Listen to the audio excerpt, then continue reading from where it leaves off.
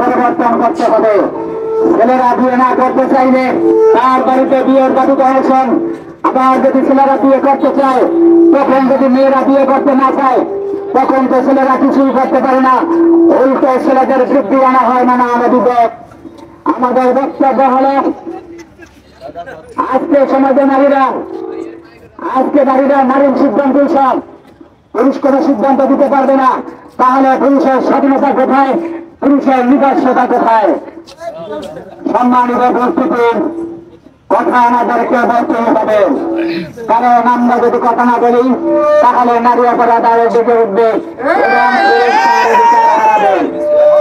এক শ্রেণীর কাপুরুষ আমাদেরকে বলেন আমরা নাকি এখানে নির্যাতিত হয়ে এসেছি। তারা এ কথাও বলে যে পুরুষ নারী শাস্তি কেন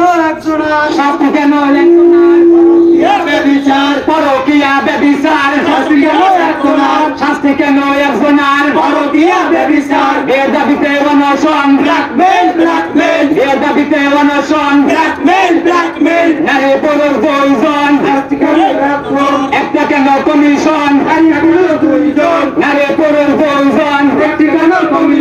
অশ্লীলতার স্বাধীনতা মানি না, মানব না, অশ্লীলতার স্বাধীনতা মানি না, মানব না। পুরুষের এই চিৎকার শুনছে নাকি সরকার, পুরুষের এই চিৎকার শুনছে নাকি সরকার, শুনছে নাকি সরকার, পুরুষের চিৎকার, পুরুষের এই চিৎকার শুনছে নাকি সরকার। পরকীয়া ব্যভিচার শাস্তি কেন একজনার, শাস্তি কেন একজনার, পরকীয়া ব্যভিচার বিয়ে দাবিতে অনশন, বিয়ে দাবিতে অনশন, নারী পুরুষ দুইজন, একটি কেন কমিশন, একটা কেন কমিশন, নারী পুরুষ দুইজন।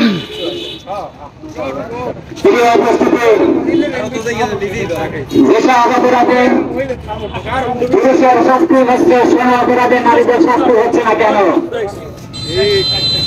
নারীদের শাস্তি না দেওয়ার কারণ হিসাবে যদি নারীর জ্ঞান বুদ্ধির কোন দুর্বলতা দেখানো হয়, তাহলে দুর্বল জ্ঞান বুদ্ধি নিয়ে পুরুষের সমান পদে চাকরির অধিকার রাখে কি পারেন? আর যদি জ্ঞান বুদ্ধির কোন দুর্বলতা না থাকে, তাহলে সম অপরাধের সময় শাস্তি না হওয়া, পুরুষের উপর অত্যাচার বৈষম্য, এর ফলে নারী অপরাধ আকাশ ছোঁয়া। আর যদি বলা হয় পুরুষের শারীরিক শক্তি বেশি, নারীর শক্তি কম, তাহলে বলবেন নির্যাতন করতে শারীরিক শক্তির প্রয়োজন করে না, শারীরিক ভাবে দুর্বল হয়েও নারীরা পুরুষের উপর যে অত্যাচার নির্যাতন চালাচ্ছেন, তাতে সবল এবং দুর্বলের হিসাবকে বেমানান করে দিয়েছেন। আজ আমরা দেখতে পাচ্ছি, যেদিকে তাকাই সেদিকে শুধু নির্যাতন আর নির্যাতন, আর সুবিচারহীনতার একটা সংস্কৃতি চালু হয়ে গেছে। রাজনীতিবিদরা, বুদ্ধিজীবীরা, রাষ্ট্র পরিচালকরা এই সমাজ প্রতিষ্ঠা করেছে, সেই সমাজে একটা শিশুর জন্ম নিয়ে যাচ্ছে বৈষম্য, সন্তান যাচ্ছে বাবার আর্তনাদ, আর এই সমাজ যাচ্ছে শিশু লজ্জিত চেহারা। রাজনীতিবিদরা, বুদ্ধিজীবীরা পুরুষকে রাষ্ট্রের উন্নয়নে ব্যবহার করছেন, আবার সেই পুরুষের সাথে নির্মাণ রসিকতা করছেন। মানুষের নিরাপত্তার জন্য যে আইন তৈরি হবে, তা নারী পুরুষ উভয়ের স্বার্থেই তৈরি করতে হবে। কিন্তু এদেশের আইন শুধুমাত্র নারীদের সুবিধার জন্যই তৈরি করা হয়েছে। পুরুষরা যেদিন আন্দোলন করতে পারবেন, পুরুষরা যেদিন আন্দোলন করবে, সেদিন পুরুষদের জন্য আইন তৈরি করা হবে। আর যদি পুরুষরা আন্দোলন করতে না পারে, তাহলে তাদের জন্য আইন তৈরি করা হবে না। এই ধরনের বুদ্ধি কাদের মাথা থেকে তৈরি হয়? অধিকার আদায় কেন আন্দোলন করে করতে হবে? তাহলে যারা আন্দোলন করতে পারবে না, তারা অধিকার পাবে না, তাহলে কেন তাদের ভোটের অধিকার দেওয়া হয়েছে, তারা কেন ভোট দেবেন? আজ পুরুষরা প্রতারণার শিকার হচ্ছে। পুরুষ তার উপর প্রতারণার বিচার পায় না বলে রাগে ক্ষোভে অপমানিত হয়ে আক্রমণ করে যাচ্ছে।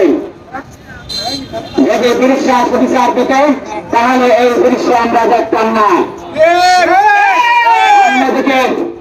অন্যদিকে পুরুষরা যদি প্রতারণা করে, তাহলে তার বাড়িতে গিয়ে বিয়ের দাবি করানো কোনো বসা হয়, বিয়ের প্রলোভনে ধর্ষণ মামলা হয়, যদিও বিয়ের প্রলোভনে ধর্ষণ মামলা সম্পূর্ণ অযৌক্তিক।